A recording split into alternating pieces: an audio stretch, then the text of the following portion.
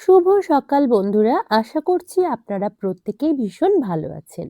আজ আমি আপনাদের সাথে শেয়ার করব পনিরের দুর্দান্ত একটা রেসিপি। এই নিরামিষ রেসিপিটি কিন্তু অসম্ভব সুন্দর স্বাদের হয়ে থাকে। আশা করছি আজকের রেসিপিটা যারা পনির পছন্দ করেন তাদের প্রত্যেকেরই খুব ভালো লাগবে।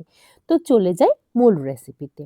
আমি প্রথমেই এখানে 400 গ্রাম পনির নিয়ে নিয়েছি আর সেটাকে ছোট ছোট কিউবের আকারে টুকরো করে কেটেও নিয়েছি। আজকের রান্নাটায় আমি আলু ব্যবহার করছি, তাই একটা বড় সাইজের আলুকে ছোট ছোট টুকরো আকারে কেটে নিয়েছি। প্রথমেই বানিয়ে নেব একটা মশলা। তার জন্য আমি নিয়েছি 3 চামচ পরিমাণ জিরে, নিয়েছি 2 চামচ পরিমাণ ধনে এবং গোটা গরম মশলা। গোটা গরম মশলার মধ্যে আজ নিয়েছি লবঙ্গ, দারুচিনি এবং নিয়েছি এলাচ। এই সমস্তগুলোকেই আমি কিন্তু কড়াইয়ের মধ্যে বেশ খানিকক্ষণ সময়ের জন্য মিডিয়াম ফ্লেমে ভেজে নেব। আমি কিন্তু কোনো প্রকার তেল ব্যবহার করিনি। শুকনো কড়াইতেই খুব ভালোভাবে নেড়ে চেড়ে ভেজে নেব যতক্ষণ না এই মশলাগুলো থেকে মিষ্টি একটা সুগন্ধ বার হচ্ছে। বেশ খানিকক্ষণ সময়ের জন্য সমস্ত উপকরণগুলোকে আমি ভেজে নিয়েছি আর এবার একটা পাত্রে নামিয়ে ঠান্ডা করে মিক্সিতে কিন্তু গুঁড়ো বানিয়ে নেব। ওই একই কড়াইতে নিয়ে নিলাম কিছু পরিমাণ সাদা তেল। এর মধ্যে আপনারা চাইলে একটু বাটারও ব্যবহার করতে পারেন, তবে আমি সেটা ব্যবহার করছি না, যেহেতু ধীরে ধীরে গরমটা পড়ছে আর গরমের সময় আমরা কিন্তু একটু হালকা পাতলা রান্নায় বেশি পছন্দ করি। তাই তেলের পরিমাণটাও আমি কিন্তু খুবই কম রেখেছি। এই রান্নাটায় খুব বেশি তেলের প্রয়োজন হয় না। প্রথমেই তেলটাকে খুব ভালোভাবে গরম হতে দিয়েছি আর এবার টুকরো করে রাখা আলুগুলোকে আমি তেলের মধ্যে দিয়ে বেশ কিছুক্ষণ সময়ের জন্য খুব ভালোভাবে ভেজে নেব। আমি কিছু পরিমাণ লবণ ব্যবহার করলাম, তবে এই রান্নাটার জন্য আলুগুলো ভাজার সময় আমি কোনো প্রকার হলুদই ব্যবহার করব না। লবণ দিয়ে খুব ভালোভাবে ভেজে নিচ্ছি। যতক্ষণে আলুগুলো ভাজা হচ্ছে ততক্ষণে মিক্সিং জারে আমি দুটো বড় সাইজের টমেটো টুকরো করে নিয়েছি, নিয়ে নিলাম কয়েকটা কাঁচা লঙ্কা। এটাকে কিন্তু ভালোভাবে পেস্ট করে নেব। প্রথমে একবার গ্রাইন্ডারে গ্রাইন্ড করে নেওয়ার পর এর মধ্যে 3 চামচ পরিমাণ টক দই আমি ব্যবহার করছি।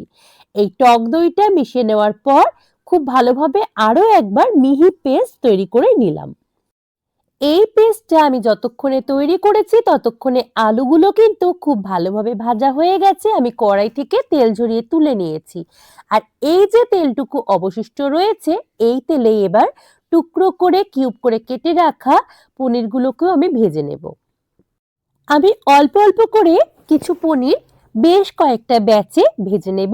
এরকম হালকা রং ধরা অবধি ভেজে নেওয়ার পর পনিরগুলোকে আমি তেল ঝরিয়ে তুলে নেব। প্রথম ব্যাচের পনিরগুলো কিন্তু ভালোভাবে ভাজা হয়ে গেছে, আরো কিছু পনির আমি ভাজতে দিয়ে দিয়েছি।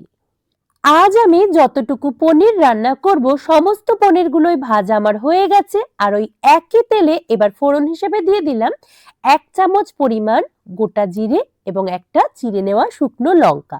প্রথমে ফোড়নটাকে কিছু সময়ের জন্য ভালোভাবে ভেজে নিয়েছি। এবার এর মধ্যে যুক্ত করে দেব 1 চামচ আদা বাটা। আদাটা তেলের উপর দিয়ে দেওয়ার পর কিছু সময়ের জন্য ভালোভাবে নাড়িয়ে চাড়িয়ে ভেজে নেব।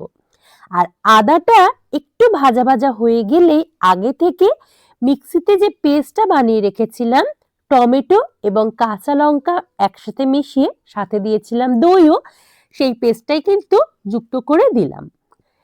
এই পেস্টটা ব্যবহার করার পর আমাকে কিন্তু বেশ কিছুক্ষণ সময়ের জন্য ভালোভাবে কষিয়ে নিতে হবে। যেহেতু আমি যখন টমেটোটা পেস্ট করেছিলাম সেই সময় টমেটোটা কাঁচা অবস্থাতে ছিল।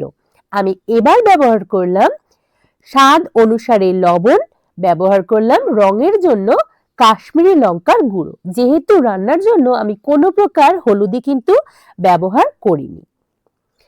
এখানে 1 চামচ পরিমাণ চিনিও আমি ব্যবহার করলাম, যেহেতু একেবারেই নিরামিষ রান্নাটা, তাই স্বাদের ব্যালেন্সের জন্য আমি 1 চামচ চিনিও যুক্ত করে দিলাম। মশলাটা অনেকটাই কষানো হয়ে এসেছে। এবার আমি আগে থেকে ভেজে তুলে রাখা যে আলুগুলো সেগুলোকে যুক্ত করে দিলাম আর কিছু সময়ের জন্য একসাথে কষিয়ে নেব। অন্যান্য মশলা সহ আলুগুলোকেও কিন্তু কিছু সময়ের জন্য কষিয়ে নিয়েছি আর মশলাটা একেবারে শুকিয়েও এসেছে। একটা পাত্রে আমি বেশ কিছু পরিমাণ জল গরম করতে বসিয়ে দিয়েছি। আমি খুন্তির সাহায্যে কেটে দেখিয়েও দিলাম আলুগুলো কিন্তু যথেষ্টই সেদ্ধ হয়ে গেছে। আর যতটুকু বাকি রয়েছে এর মধ্যে যে গ্রেভিটা আমি করব, সেই গ্রেভিটা অর্থাৎ জল দেওয়ার পর যখনই ফুটবে তার সাথে কিন্তু বাকিটুকু আলু সেদ্ধ হয়ে যাবে। গ্রেভি তৈরির জন্য বেশ কিছু পরিমাণ গরম জল আমি ব্যবহার করেছি আর কিছু সময়ের জন্য ভালোভাবে বয়েলড হতেও দিয়েছি। যেটুকু আলু সেদ্ধ হওয়ার বাকি ছিল সেটুকু কিন্তু সেদ্ধ হয়ে গেছে। এবার যুক্ত করে দিলাম ভেজে রাখা পনিরের টুকরোগুলো।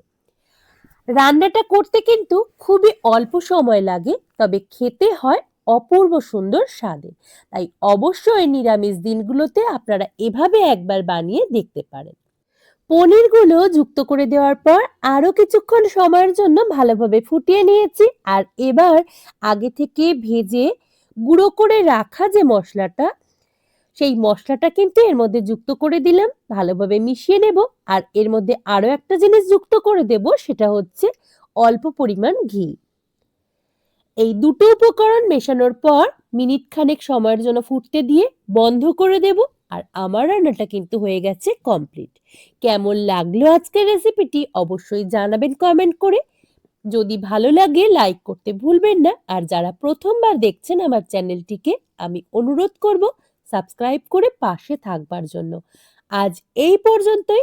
নতুন কোনো রেসিপি ভিডিও নিয়ে আপনাদের সামনে হাজির হব খুব তাড়াতাড়ি। সকলেই খুব ভালো থাকবেন আর অবশ্যই সাথেও থাকবেন।